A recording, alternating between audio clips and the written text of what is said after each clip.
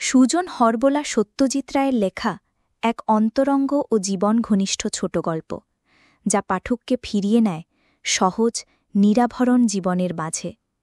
গল্পটি দেখায় স্কুলের পাঠ্যপুস্তকের বাইরে থেকেও একটি শিশু কিভাবে প্রকৃতি থেকে শেখে, নিজের মতো করে বেড়ে ওঠে। গল্পের কেন্দ্রীয় চরিত্র সুজন, যার ভেতরের শিল্পী সত্তা পাঠককে মোহিত করে তোলে। এই গল্প শুধু শিশুদের জন্য নয়, বরং সব বয়সের পাঠকের হৃদয় স্পর্শ করে, প্রকৃতি, প্রতিভা ও পরিচয়ের মিশেলে। আজ শোনাব সত্যজিৎ রায় ছোট গল্প সুজন হরবোলা। সুজনের বাড়ির পিছনেই ছিল একটা সজনে গাছ, তাতে থাকত একটা দোয়েল। সুজনের যখন ৮ বছর বয়স, তখন একদিন দোয়েলের ডাক শুনে সে ভাবল, আহা, এ পাখির ডাক কেমন মিষ্টি!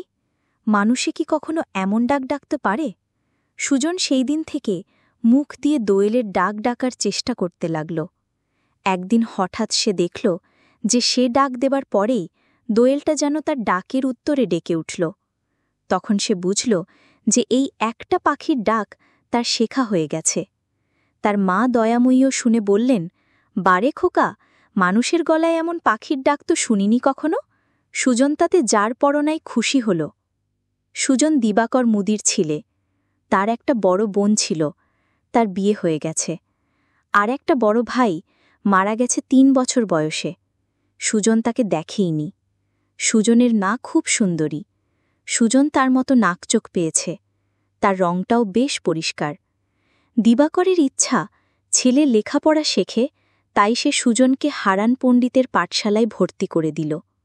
কিন্তু পড়াশোনায় সুজনের একেবারেই মন নেই।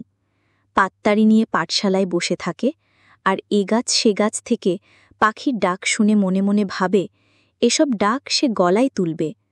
গুরুমশাই ৫-এর নামতা বলতে বললে সুজন বলে, ৫ একে ৫, ৫ দুগুণে ১২, ৩ ৫-এ ১৮। গুরুমশাই তাকে কান ধরে দাঁড় করিয়ে দেন। সেই অবস্থায় সুজন শালিক, বুলবুলি, চোখ গেল পানকৌড়ির ডাক শোনে আর ভাবে কখন সে পাঠশালা থেকে ছুটি পেয়ে এই সব পাখির ডাক নকল করতে পারবে। ৩ বছর পাঠশালায় পড়েও যখন কিছু হল না, তখন একদিন হারান পণ্ডিত দিবাকরের দোকানে গিয়ে তাকে বলল, তোমার ছেলের ঘটে বিদ্যা প্রবেশ করানো শিবের অসাধ্য। আমি বলি কি, তুমি ছেলেকে ছাড়িয়ে নাও। তোমার কপাল মন্দ, নইলে তোমার এমন ছেলে হবে কেন? অনেক ছেলেই তো দিব্যি লেখাপড়া শিখে মানুষ হয়ে যাচ্ছে। দিবাকর আর কি করে? ছেলেকে দেখে জিজ্ঞাসা করল, একদিন পাঠশালায় গিয়ে কি শিখলি? আমি ২২ রকম পাখির ডাক শিখেছি বাবা, বলল সুজন। আমাদের পাঠশালার পিছনে একটা বটগাছ আছে, তাতে অনেক রকম পাখি এসে বসে। তা তুই কি হরবোলা হবি নাকি? জিজ্ঞেস করল দিবাকর। হরবোলা? সে আবার কি? হরবোলারা নানা রকম পাখি আর জন্তু জানোয়ারের ডাক মুখ দিয়ে করতে পারে। তারা এইসব গাক ডেকে লোককে শুনিয়েই রোজগার করে। তোর যখন পড়াশোনা হলো না, তখন দোকানে বসেও তুই কিছু করতে পারবি না। হিসেব যে করবি, সে বিদ্যেও তা তোর নেই, তাই তোকে আমার কোনো কাজে লাগবে না। সুজন সেই থেকে হরবোলা হবার চেষ্টায় লেগে গেল। তার কাজ মাঠে ঘাটে বনবাদারে ঘোরা আর পাখির ডাক শুনে, জানোয়ারের ডাক শুনে সেই ডাক মুখ দিয়ে নকল করা। এই কাজে তার ক্লান্তি নেই, কারণ তার স্বাস্থ্য বেশ ভালো। অনেক হাঁটতে পারে, গাছে চড়তে পারে, সাঁতার কাটতে পারে। তার ডাকে যখন পাখি উত্তর দেয়, তখন তার মনটা নেচে ওঠে। মনে হয় সব পাখি তার বন্ধু। ভোলা মাঠে গিয়ে বসে গরু, বাছুর, ছাগল, ভেড়ার ডাক সে তুলেছে। তারা তার ডাকে জবাব দেয়। তার হাম্বা ডাক শুনে নিস্তারিণী বুড়ি ঘর থেকে বেরিয়ে আসে, ধবলির বাছুরটা হঠাৎ ফিরে এলো ভেবে। তার গাধার ডাক শুনে মতি ধোপার গাধা ঘাড় তুলে কান খাড়া করে ডাকতে শুরু করে। মতি ভাবে, আরেকটা গাধা এলো কোত্থেকে। ঘোড়ার চিহিতেও সুজন ওস্তাদ। সেটা সে ডাকে জমিদার হালদারের বাড়ির বাইরে দাঁড়িয়ে। সে ডাক শুনে সইস করিম মিয়া ভাবে, কই, আমার ঘোড়া তো ডাকছে না, এটা আবার কার ঘোড়া? পাখির কথাই যদি বলল, তাহলে সুজন অন্তত ১০০ পাখির ডাক তুলেছে। কাক, চিল, চড়ুই, শালিক, কোয়েল, দোয়েল, পায়রা, ঘুঘু, তোতা, ময়না, বুলবুলি, টুনটুনি, চোখ গেল, কাদাখোঁচা, কাঠঠোকরা, ছাতম প্যাঁচা। আর কত নাম করব। সুজন এই সব পাখির ডাক তুলে নিয়েছে এই গত কয়েক বছরে। সে ডাক শুনে পাখিরাই যদি ভুল করে তাহলে মানুষের আর কি দোষ? বয়স কত হল সুজনের? তা হয়েছে মন্দ কি? তাকে আর খোকা বলা যায় না, সে এখন জোয়ান। সে গতরে বেড়েছে, সবল সুস্থ শরীর হয়েছে তার। বাবা বলে, তুই এবার কাজে লেগে পড়, রোজগারের বয়স হয়েছে তোর। কার্তিক হরবোলা থাকে এই পাশের গায়ে, তাকে গিয়ে বল তোর একটা হিল্লে করে দিতে। না হয় তার সঙ্গে রইলি কটা দিন, তারপর আরেকটু বয়স হলে নিজের পথ দেখবি। বাপের কথা শুনে সুজন কার্তিক হরবোলার সঙ্গে গিয়ে দেখা করে। কার্তিকের বয়স হয়েছে ২-২০ উপরে। সে ২০ বছর হরবোলার কাজ করছে, কিন্তু সুজন দেখল সে নিজে যত রকম ডাক জানে কার্তিক তার অর্ধেকও জানে না। সুজন এই কিছুদিন হল নাকি সুরে মুখ দিয়ে সানাই বাজাতে শিখেছে। তার সঙ্গে ডুগি তবলা সে নিজেই বাজায়। শিঙে ফোকার আওয়াজও শিখেছে। নাচের সঙ্গে যে ঘুঙুর বাজে সেই ঘুঙুরের আওয়াজ করতে শিখেছে মুখ দিয়ে।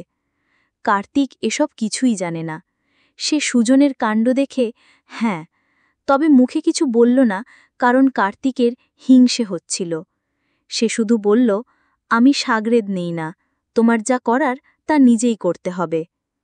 সুজন বলল, আজ্ঞে আপনি কি করে শুরু করলেন তা যদি বলেন তাহলে আমার একটু সুবিধে হয়। তাতে কার্তিকের আপত্তি নেই। সে বলল, আমি ১৩ বছর বয়সে যষ্টিপুরের রাজবাড়িতে গিয়ে হরবোলার খেলা দেখাই। রাজা খুশি হয়ে আমাকে ইনাম দেন, সেই থেকে আমার নাম হয়ে যায়। তুই কোনো রাজাকে খুশি করতে পারিস তো তোরও একটা গতি হয়ে যাবে। আমার দ্বারা কিছু করা সম্ভব নয়। সুজন আর কি করে? সে কাউকে চেনে না, কোথাকার কোন রাজবাড়িতে গিয়ে খেলা দেখাবে সে? মনের দুঃখে সে বাড়ি ফিরে এলো। সুজনের গ্রামের নাম হল ক্ষীরা। ক্ষীরার উত্তরে ৩ ক্রোশ দূরে একটা বড় মাঠ পেরিয়েছিল একটা গভীর বন। এই বনের নাম টাড়ালি। টাড়ালির বনে যত পাখি আর জানোয়ারের বাস তেমন আর কোনো বনে ছিল না। সুজন একদিন দিন থাকতে থাকতে সেই বনে গিয়ে হাজির হল। জানোয়ারে তার কোনো ভয় নেই, আর পাখিতে তো নেই। এই বনে গিয়ে ৩টে নতুন নাম না জানা পাখির ডাক সে তুলল। সূর্য যখন মাথার উপর থেকে পশ্চিমে নামতে শুরু করেছে, এমন সময় সুজন শুনতে পেল ঘোড়ার খুরের শব্দ আর দেখল একপাল হরিণ ছুটে পালিয়ে গেল। কিছু পরে সুজন দেখল যে বনের মধ্যে দিয়ে আসছেন ঘোড়ার পিঠে এক রাজা আর আরও ৫-৭টা ঘোড়ায় তার অনুচরের দল। দেখে সে কেমন যেন থতমত খেয়ে গেল, কারণ বনে অন্য মানুষ দেখবে সেটা সে ভাবেনি। এটা সে ভালোই বুঝল যে রাজা মৃগয় বেরিয়েছেন। এদিকে রাজাও সুজনকে দেখে অবাক। তুই কে রে? রাজা হাঁক দিয়ে জিজ্ঞেস করলেন ঘোড়া থামিয়ে। সুজন হাত জোর করে নিজের নাম বলল। তুই একা ঘুরে বেড়াচ্ছিস? তোর বাঘের ভয় নেই? সুজন মাথা নেড়ে না বলল। তার মানে কি এ বনে বাঘ নেই? রাজা জিজ্ঞেস করলেন। শুনেছিলাম যে টাড়ালির বনে অনেক বাঘের বাস। বাঘ আপনার চাই? চাই বই কি, শিকারে এসেছি দেখতে পাচ্ছিস না? বাঘ ছাড়া কি শিকার হয়? বাঘ খুঁজে পাননি আপনারা? না, পাইনি। হরিণ ছাড়ার কিছুই পাইনি। সুজন একটুক্ষণ ভাবল, তারপর বলল, বাঘ আছে, আর সে বাঘের ডাক আমি শুনিয়ে দিতে পারি, কিন্তু আপনি কি সে বাঘ মারবেন রাজামশাই? মারব না, শিকার মানেই তো জানোয়ার মারা। কিন্তু বাঘ আপনার কি ক্ষতি করল যে তাকে মারবেন? রাজা আসলে খুব ভালো লোক ছিলেন। তিনি একটুক্ষণ গম্ভীর থেকে বললেন, বেশ, আমি তোর কথা মানলাম, বাঘ আমি মারব না, কারণ সত্যি সে আমার কোনো অনিষ্ট করেনি। কিন্তু সে যে আছে তার প্রমাণ কই?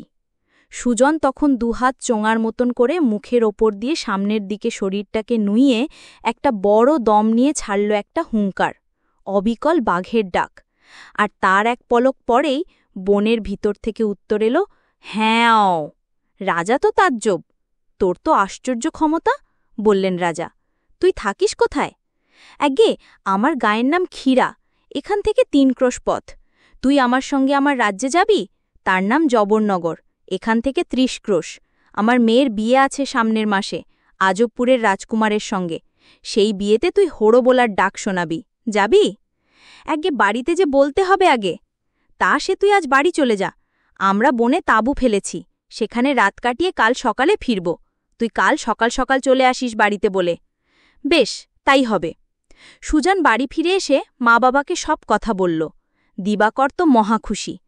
বলল, এইবার ঠাকুর মুখ তুলে চেয়েছেন, তোর বোধহয় একটা হিল্লে হলো। মা বলল, তুই যে যাবি আর ফিরবি না নাকি?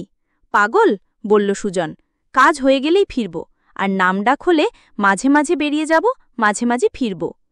পরদিন ভোর থাকতে সুজন বেরিয়ে পড়ল। যখন টাঙ্গালির বনে পৌঁছল, তখন সূর্য তালগাছের মাথা ছাড়িয়ে খানিক দূর উঠেছে। বনের ধারে একটু খুঁজতেই একটা খোলা জায়গায় জবরনগরের রাজার তাঁবু দেখতে পেল সুজন। রাজা দেশে ফিরে যাবার জন্য তৈরি হয়েই বসে আছেন। বললেন, তোকে একটা ঘোড়ায় তুলে নেবে আমার লোক, তুই তার সঙ্গেই যাবি। সুজনকে আগে ভালো ভালো মিঠাই আর ফলমূল খেতে দিয়ে রাজা পাত্রমিত্র সঙ্গে করে রওনা দিলেন জবরনগর। ঘোড়ার পিঠে কোনোদিন চড়েনি সুজন, যদিও ঘোড়ার ডাক তার শেখা আছে। মহা আনন্দে রোদ থাকতে থাকতেই সুজন পৌঁছে গেল জবরনগর। গাছপালা, দালান কোঠা, পুকুর, বাগান, হাটবাজারে ভরা এমন বাহারের শহর সুজন কখনো দেখেনি। কিন্তু একটা জিনিস লক্ষ্য করে তার ভারী আশ্চর্য লাগল। সে রাজাকে জিজ্ঞেস করল, এত গাছপালা, এত বাগান, তবু একটাও পাখির ডাক নেই কেন? রাজা দীর্ঘশ্বাস ফেলে বললেন, সে যে কত বড় দুঃখের কথা, সে কি বলবো তোকে। ওই যে দূরে পাহাড় দেখছিস, ওই পাহাড়ের নাম আকাশী। ওই পাহাড়ের গুহায় একটা রাক্ষস, না খোক না জানোয়ার কি জানি এসে রয়েছে আজ 5 বছর হল। তার খাদ্যই হল পাখি। সে যে কি জাদু করে তা জানি না, পাখিরা সব আপনা থেকে দলে দলে উড়ে গিয়ে তার গুহায় ঢোকে, আর রাক্ষসটা তাদের ধরে ধরে খায়। এখন এই শহরে আর কোনো পাখি বাকি নেই, কেবল একটা হীরামন আছে আমার মেয়ের খাঁচায়, রাজবাড়ির অন্দরমহলে। কিন্তু তার খাবার ফুরিয়ে গেলে সে রাক্ষস বাঁচবে কি করে? খাবার কি আর সে শুধু আমার শহর থেকে নেয়? পাহাড়ের উত্তরে আছে আজবপুর, পশ্চিমে আছে গোপালগড়। পাখির কি আর অভাব আছে? এই জানোয়ারকে কেউ দেখেনি কখনো? না, সে গুহা থেকে বেরোয় না। আমি নিজে তীরধনুক নিয়ে গুহার মুখে অপেক্ষা করেছি, আর সঙ্গে সশস্ত্র সৈন্য ছিল 50 জন, কিন্তু সে দেখা দেয়নি। গুহাটা অনেক গভীর, মশাল নিয়ে তার ভিতরে কিছু দূর গিয়েও তার দেখা পাইনি। সুজন এমন অদ্ভুত ঘটনা কখনো শোনেনি। শুধু পাখি খায় এমন রাক্ষসও থাকতে পারে, আর তাকে কোনো মতেই শায়েস্তা করা যায় না, এ তো বড় আজব কথা। ততক্ষণে রাজার দল প্রাসাদে পৌঁছে গেছে। রাজা বলল, প্রাসাদের একতলায় একটা ঘরে তুই থাকবি। কাল সকালে আমার মেয়েকে একবার শোনাবি তোর পাখি আর জানোয়ারের ডাক। আমার মেয়ের নাম শ্রীমতী। তার মতো বিদুষী মেয়ে আর ভূভারতে নেই। সে শাস্ত্র পড়েছে, ব্যাকরণ পড়েছে, ইতিহাস পড়েছে, গণিত পড়েছে, দেশ বিদেশের রূপকথা সে জানে, রামায়ণ মহাভারতও জানে। সে ঘরেই থেকেছে চিরটাকাল। সূর্যের আলো তার গায়ে লাগতে দিইনি, তার মতো দুধে আলতায় রং আর কোনো মেয়ের নেই। এই শুনে সুজন তো অবাক, মেয়ে মানুষের এত বিদ্যা বুদ্ধি, আর সে নিজে যে অবিদ্যার জাহাজ। এই রাজকন্যার সঙ্গে তো কথাই বলা যাবে না। এই রাজকন্যারই কি বিয়ে হবে? সে জিজ্ঞেস করল রাজাকে। হ্যাঁ, এরই বিয়ে, আজবপুরের যুবরাজের সঙ্গে।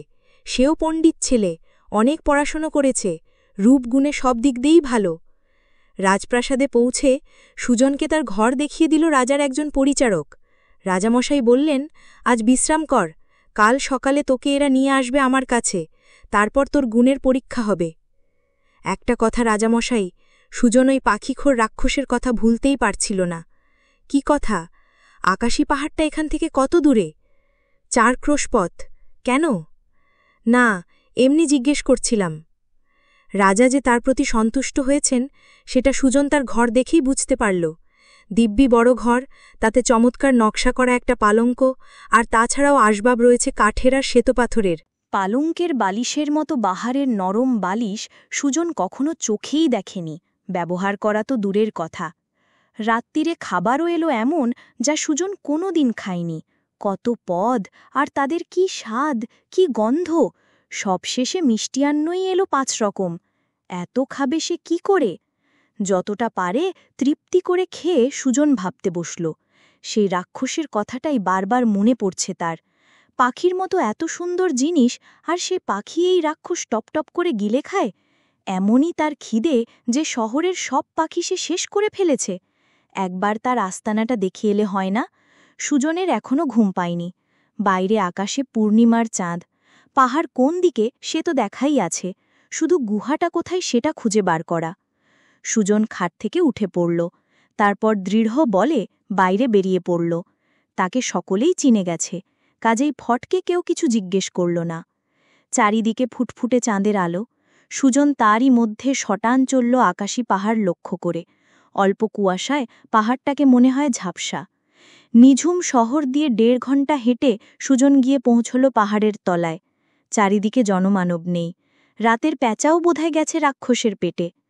পাহাড়ের পাশ ধরে হাঁটতে হাঁটতে উত্তর দিকটা পৌঁছতেই সুজন দেখতে পেল মাটি থেকে 30-40 হাত উপরে একটা অন্ধকার গুহা।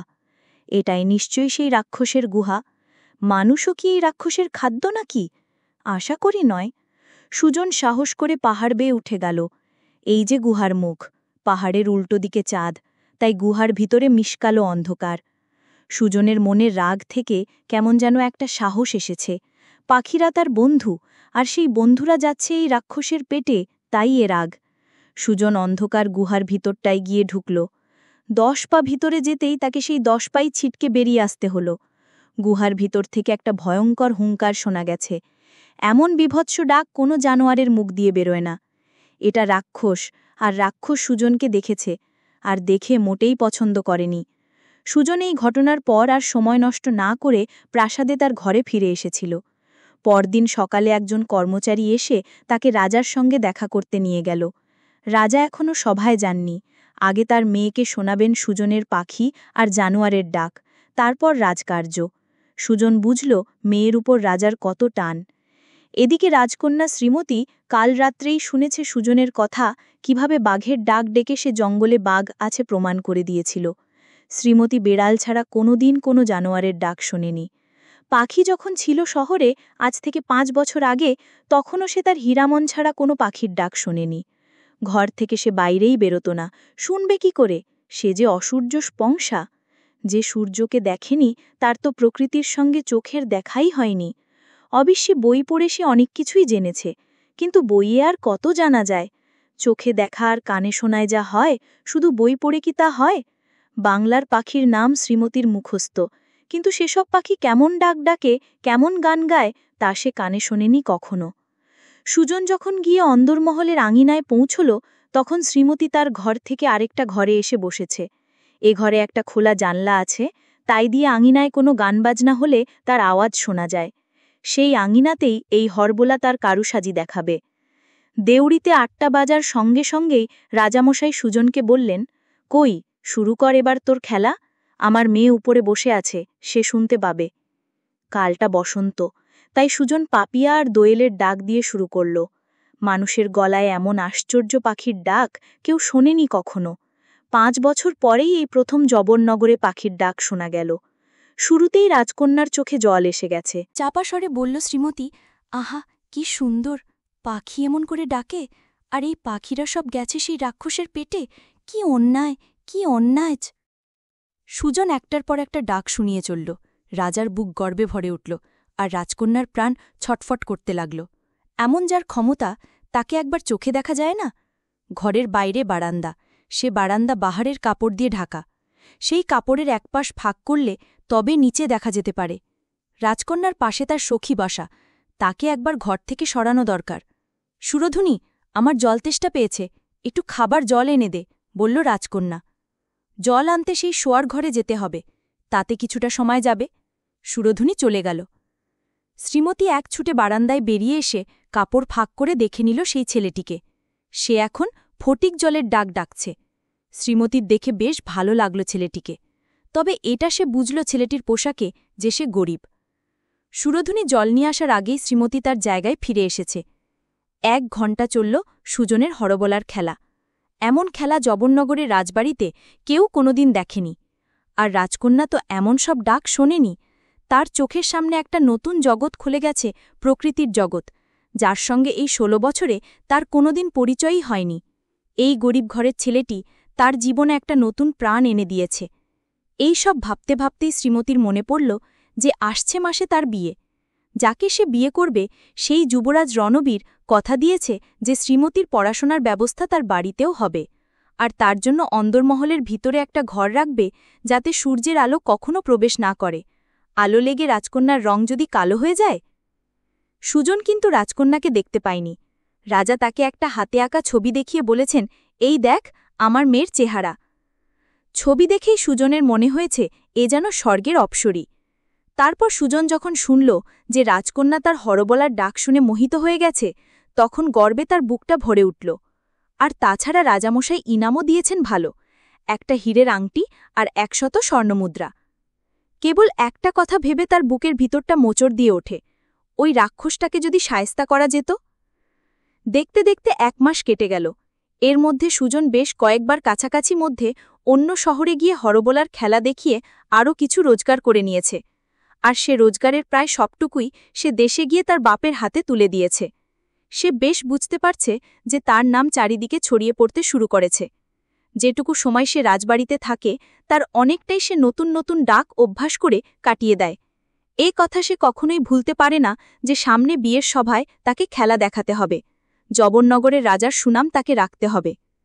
যদিও বিয়ের ধুমধাম শুরু হয়ে গেছে, রাজকন্যা শ্রীমতীর মনের অবস্থা কি তা কেউ জানে না। তার জীবনটা যেমন চাপা, তার মনটাও তেমনই চাপা। তবে এটা ঠিক যে গত 1 মাসে তাকে হাসতে দেখেনি কেউ। সুজন প্রাসাদের নিচের ঘরে পাখির ডাক অভ্যাস করে। তার সামান্য কিছুটা শব্দ ভেসে আসে দোতলার অন্দরমহলের এই অংশে। সেই ক্ষীণ শব্দ শুনে শ্রীমতীর মনটা দুলে ওঠে। আশ্চর্য গুণ এই যুবকের, না জানি কথাবার্তায় সে কেমন। এই কৌতূহল 1 মাসে চরমে পৌঁছে গেছে। যে এমন সব ডাক ডাকতে পারে, যে এমন সুপুরুষ অথচ সরল, সে লোক কেমন সেটা শ্রীমতীকে জানতেই হবে। সে একদিন সুরধুনীকে কথাটা বলেই ফেলল। সুরধুনী আজ 5 বছর ধরে শ্রীমতীর সখী। শ্রীমতীকে যে ঘরে বন্দি করে রাখা হয় সেটা সুরধুনী পছন্দ করে না। সে শ্রীমতীর কাছে বর্ণনা দেয় সকালের ফুটফুটে রোদে গাছপালা, নদনদী, মাঠখাকের। পাখি কেমন জিনিস সে এককালে দেখেছে, সে কথাও সে বলল। তোকে ভাই একটা কাজ করতেই হবে, শ্রীমতী বলল। কি কাজ? সেই হরবোলা ঘরে যাবার রাস্তাটা জেনে নিতে হবে। সুরধুনী কথা দিল সে জেনে দেবে। আর তারপর সত্যি একদিন অন্দরমহল থেকে বেরিয়ে প্রহরীকে শ্রীমতীর কাছ থেকে নেওয়া একটা মোহর ঘুষ দিয়ে সে নিচে এসে দেখে গেল সুজনের ঘর। সুজন তখন বসন্ত রৌরির ডাক অভ্যাস করছে। সেই রাত্রে যখন সুজন খাওয়া দাওয়া করে বিছানায় উঠতে যাবে, তখন সুরধুনী এলো তার ঘরে। এ কি? বলে উঠল সুজন। সুরধুনী ঠোঁটে আঙুল দিল, তারপর ইশারা করে ঘরে ডেকে নিল শ্রীমতীকে। তুমি? অবাক হয়ে বলল সুজন। তোমার ছবি আমি দেখেছি, তোমার সঙ্গে আলাপ করতে এলাম, ধীর কণ্ঠে বলল শ্রীমতী। তুমি আমার সামনে নতুন জগৎ খুলে দিয়েছ, কিন্তু আমি তোমার সঙ্গে কি কথা বলবো? আমার তো বিদ্যে বুদ্ধি নেই, আমি 5-এর নামটাও বলতে পারি না। আর তুমি শুনেছি অনেক লেখাপড়া করেছ, তাই। তুমি সূর্য দেখেছ? হ্যাঁ, রোজ দেখি। সূর্য যখন ওঠে তখন আকাশে সিঁদুর লেপে দেয়, আবার যখন ডোবে তখনও। সূর্য ওঠার আগেই পাখিরা গান শুরু করে, সূর্য ডুবলেই তারা তাদের বাসায় চলে যায়। বসন্তের ফুল দেখেছ তুমি? হ্যাঁ, এখনও দেখি, রোজই দেখি। লাল, নীল, হলদে, সাদা, বেগুনি, কত রং। মৌমাছি এসে মধু খায়, প্রজাপতি উড়ে বেড়ায় ফুলের ধারে ধারে। কুড়ি থেকে ফুল হয়, সে ফুটে আবার ঝরে পড়ে। গাছের পাতায় বসন্তে কুচি রং ধরে, শীতে সে পাতা শুকিয়ে ঝরে পড়ে। একটা কথা ভেবে বড় কষ্ট হয়। কি কথা? পাখিরা এত সুন্দর গান গায়, কিন্তু এখন সেসব পাখি চলে গেছে ওই রাক্ষসের পেটে। তাকে শাস্তি না দেওয়া পর্যন্ত আমার কিছুই ভালো লাগছে না। কিন্তু তোমার যে সামনে বিয়ে, এখন ভালো না লাগলে চলবে কি করে? বিয়েতে কত আনন্দ, আমিও তাই ভেবেছিলাম। কিন্তু তোমার মুখে পাখির গান শোনার পর থেকে আর আনন্দ নেই। আমি বাবাকে বলেছি। কি বলেছ? যার সঙ্গে আমার বিয়ে ঠিক হয়েছে সে যদি ওই রাক্ষসকে মারতে পারে তবেই আমি তাকে বিয়ে করব। আমাকে বিয়ে করার শর্তই হবে ওই। সে না মেরে যদি আর কেউ মারে, যে মারবে তাকেই আমি বিয়ে করব।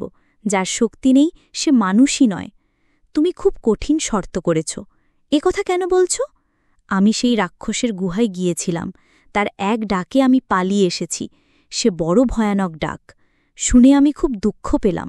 আমি ভেবেছিলাম তুমি এত বাঘভাল্লুকের ডাক ডাকলে তোমার বুঝি সাহস আছে। যাই হোক, যে এই বিহঙ্গকে মারতে পারবে আমি তাকেই বিয়ে করব। এর নাম বিহঙ্গ বুঝি? হ্যাঁ। তুমি কি করে জানলে? আমি বইয়ে পড়েছি, বিহঙ্গ মানে পাখি। এইখানেই কথা শেষ হল। সুরধুনির সঙ্গে শ্রীমতী আবার নিজের ঘরে চলে গেল। পরদিন সুজনকে যেতে হল মরকতপুর। সেখানে রাজা হরবোলার ডাকে খুশি হয়ে সুজনকে ভালো বকশিস দিলেন। সুজন জবরনগরে ফিরে এল। শ্রীমতীর ফরমাস মতো একবার রোজ তাকে পাখির ডাক শোনাতে হয়, আর রাজা রোজ তাকে বকশিস দেন। এদিকে রাজার মনে গভীর চিন্তা। তার মেয়ে বেঁকে বসেছে, যে রাক্ষসকে মারতে পারবে তাকে ছাড়া আর কাউকে বিয়ে করবে না। আজবপুরের যুবরাজ রণবীর তাই কালই সকালে আসছে জবরনগর। তাকে একা যেতে হবে আকাশের গুহায়। সে সফল হলে তবেই শ্রীমতীকে বিয়ে করতে পারবে। সাহসী যোদ্ধা হিসেবে রণবীরের নাম ডাক আছে, তাই জবরনগরের রাজার ভরসা আছে সে হয়তো এই পরীক্ষায় সফল হবে। এদিকে সুজন মনে মনে ভাবছে, যা ডাক শুনেছি রাক্ষসের, সে তো কোনো দিন ভুলতে পারব না। এমন যার ডাক, তার চেহারা না জানি কেমন, আর শরীরের শক্তিই বা না জানি কেমন। আজবপুরের রাজকুমার কি পারবে মারতে এই রাক্ষসকে? পরদিন সকালে সূর্য ওঠার কিছু পরেই ঘোড়ার পিঠে চড়ে আজবপুরের যুবরাজ জবরনগর এসে হাজির হল। তার গায়ে বর্ম, কোমরে তলোয়ার, পিঠে তূর্ণ, হাতে ধনুক।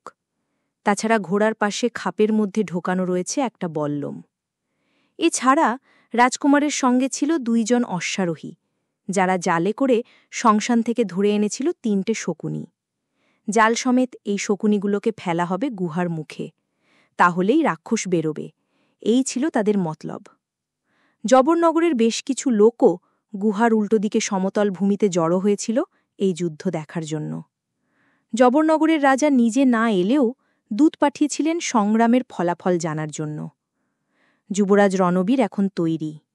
এইবার তার 2 জন সহচর জাল সমেত শকুনিগুলিকে গুহার সামনে ফেলে শিঙায় ফুঁ দিয়ে জানিয়ে দিল যে তারা উপস্থিত। তারপর তারা 2 জন সরে গেল, শুধু ঘোড়ার পিঠে রইল রণবীর। দর্শকের ভিড়ের মধ্যে যারা ছিল তাদের একজনের আগ্রহ ছিল সবচেয়ে বেশি। সে হল সুজন হরবোলা। খবর পেয়ে সে সবার আগেই গিয়ে হাজির হয়েছে গুহার সামনে। কিন্তু কেন সে জানে না, তার মন বলছে যুবরাজ সফল না হলেই ভালো। কিন্তু কই, রাক্ষস বার হয় না কেন? তার জন্য এমন টোপ ফেলা হয়েছে, তবুও কেন সে গুহার মধ্যে বসে? এদিকে যুবরাজের ঘোড়া অস্থির হয়ে ছোটফটানি শুরু করেছে। এবার যুবরাজ সাহস করে গুহার দিকে এগিয়ে গেল। সঙ্গে সঙ্গে শিঙাও বেজে উঠল 3 বার, আর তারপরেই সকলের রক্ত হিম করে দিয়ে শোনা গেল এক বিকট হুঙ্কার, যার ফলে যুবরাজের ঘোড়া সামনের পা দুটো আকাশে তুলে যুবরাজকে পিঠ থেকে ফেলে দিয়ে উল্টো মুখে দিল ছুট। তখন যুবরাজকেও ছুটতে হলো ঘোড়ার পিছনে। বোঝাই গেল সে রাক্ষসের কাছে হার স্বীকার করেছে। যার এমন গর্জন, তার সঙ্গে যুদ্ধ করার সাহস যুবরাজের নেই। ভিড় করে যারা এসেছিল তারাও যে যেদিকে পারে চম্পট দিল। কেবল একজন, সুজন হরবোলা, মুখ গভীর করে কি যেন ভাবল কিছুক্ষণ, তারপর ধীর পদে ফিরতি পথ ধরল। রণবীরের পর আরও 7টি দেশের 7টি যুবরাজ বিহঙ্গকে মারতে গিয়ে শেষ পর্যন্ত তার ডাক শুনে পালিয়ে বাঁচল। আর সেই সঙ্গে রাজকন্যার বিয়েও পিছিয়ে যেতে লাগল। রাজার কপালেও দুশ্চিন্তার রেখা দিনে দিনে বাড়তে লাগল। এই 8 জন যুবরাজের শোচনীয় অবস্থা সুজন দাঁড়িয়ে দাঁড়িয়ে দেখেছে। দানবের হুঙ্কারে শুধু ঘোড়ার নয়, ঘোড়সওয়ারের মনেও যে ত্রাসের সঞ্চার হয়েছে, সেটা সুজন নিজের চোখে দেখেছে। এই 8 জন হার মানার ফলে আর কোনো দেশের কোনো রাজপুত্র সাহস করে জবরনগরের এই দানব সংহারে এগোতে পারল না। 9 দিনের দিন সকালবেলা রাজা মন্দির থেকে পুজো সেরে যেই বেরিয়েছেন, অমনি দেখলেন সুজন হরবোলা তার সঙ্গে কথা বলার জন্য দাঁড়িয়ে আছে। রাজার মন খুব খারাপ, তাই গম্ভীরভাবেই বললেন, কি সুজন, তোর আবার কি প্রয়োজন? সুজন বলল, মহারাজ, আমাকে একটা বল্লম দিতে পারেন? কেন? কি হবে বল্লম দিয়ে? আমি বিহঙ্গভুককে মারার একটা চেষ্টা দেখব। তোর কি মতিভ্রম হল নাকি? একবার দেখিই না চেষ্টা করে মহারাজ। সে যখন প্রাণী তখন তার প্রাণ আছে, আর প্রাণ যদি থাকে তাহলে তার কলিজা আছে। সেই কলিজায় যদি বল্লমটা গেঁথে দিতে পারি তো সে নির্ঘাত মরবে। কিন্তু সে তো গুহা থেকে বাড়ি হয় না। ধরুন যদি আজ বেরোয়, তার মতিগতি তো কেউ জানে না। রাজা একটু ভাবলেন সুজনের দিকে চেয়ে। তার স্বাস্থ্যটা যে ভালো, শরীরে যে শক্তি থাকার সম্ভাবনা, সেটা তাকে দেখলে বোঝা যায়।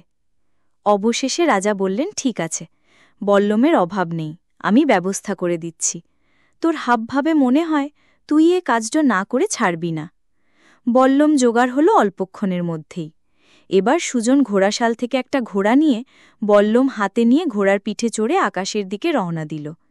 এদিকে রাজার সুজনের ওপর একটা মমতা পড়ে গেছে। ছেলেটার কি হয় দেখবার জন্য তিনিও ব্যস্ত হয়ে একটা ঘোড়ায় চড়ে চললেন পাহাড়ের দিকে। সুজন গুহার সামনে পৌঁছনোর আগেই ঘোড়াটাকে ছেড়ে দিল। সে জানে, সে যদি ঘোড়ার পিঠে থাকে তাহলে ঘোড়া ভয় পেয়ে ছুট দিলে তাকে সঙ্গে সঙ্গে পালাতে হবে। গুহার ভিতরে দিনের বেলা রাতের মতো অন্ধকার, কারণ গুহাটা উত্তরমুখী। ইতিমধ্যে রাজাও পৌঁছে গেছেন। তিনি একটু দূর থেকে ঘোড়ার পিঠে চেপেই ঘটনাটা দেখবেন। আজ লোকের ভিড় নেই, কারণ শহরে ঢেরা পড়ে গেছে যে আর কোনো রাজপুত্র রাক্ষসকে মারতে আসবে না। সুজন হাতে বল্লম নিয়ে পা টিপে টিপে এগিয়ে গেল গুহার দিকে। চারিদিক নিস্তব্ধ। পাখি নেই, তাই এই অবস্থা, না হলে সকালে পাখি না ডেকে পারে না। এবার সুজন ঠাকুরের নাম জপ করে একবার সূর্যের দিকে তাকিয়ে বিরাট একটা দম নিয়ে সেই দম ছাড়ার সময় তার সমস্ত শক্তি দিয়ে এই 9 দিনে শেখা একটা ভয়ঙ্কর ডাক ছাড়ল। এই ডাকে রাজার ঘোড়া ভরকে গিয়ে লাফ দিয়ে উঠেছিল, কিন্তু রাজা কোনো মতে তাকে সামলালেন। এইবার এলো সেই হুঙ্কারের জবাব, আর সেই সঙ্গে গুহা থেকে এক লাফে বাইরে রোদে এসে পড়ল যে প্রাণীটা, সেটা মানুষ না রাক্ষস না জানোয়ার, তা কেউই সঠিক বলতে পারবে না। বরং বলা চলে তিনে মিশে এক কিম্ভূত কিমাকার প্রাণী, যাকে দেখলে মানুষের আত্মারাম খাঁচা ছাড়া হয়ে যায়। সুজন হরবোলা কিন্তু আর কিছু দেখল না। দেখল শুধু প্রাণীটার যেখানে কলিজাটা থাকার কথা, সেই জায়গাটা। সেটার দিকে তাক করে সে প্রাণপণে চালিয়ে দিল তার হাতের বল্লমটা। তারপর আর তার কিছু মনে নেই। জ্ঞান হয়ে চোখ খুলে সুজন প্রথমেই দেখতে পেল সেই মুখটা, যেটা আঁকা ছবিতে দেখে তার মনটা নেচে উঠেছিল। শ্রীমতীর পাশেই রাজা দাঁড়িয়ে বললেন, রাক্ষস মরেছে, তাই তোমার হাতেই দিলাম আমার মেয়েকে। আজ থেকে 7 দিন পরে লগ্ন। তোমার বাপমাকে খবর দিতে লোক যাবে ক্ষীরাগ্রামে, তারাও এখানে থাকবে বিয়ের পর, আর তুমিও থাকবে। আর আমার লেখাপড়া? শ্রীমতী হেসে বলল, আমি বলেছি সে ভার আমার। 5-এর নামতা দিয়ে শুরু। বিয়ের পরদিন থেকেই আর যতদিন দেশে পাখি আসছে ততদিন তুমি আমাকে পাখির ডাক শোনাবে।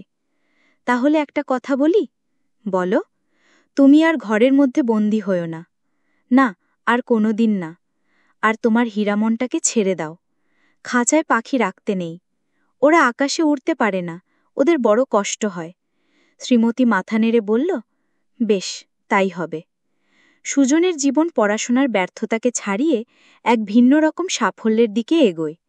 সে হয়ে ওঠে একজন খাঁটি হরবোলা, যে শুধু পাখি বা জন্তুর ডাক নকল করে না, বরং প্রকৃতির সঙ্গে এক আত্মিক সম্পর্ক গড়ে তোলে। তার এই সহজাত প্রতিভা একদিন তাকে করে তোলে সকলের প্রিয়। তার ডাকের মধ্য দিয়ে গ্রামের মানুষ প্রকৃতির কণ্ঠস্বর শুনতে পায়। এ যেন এক সুরেরা প্রতিবিম্ব, মানুষের কণ্ঠে প্রকৃতির ভাষা।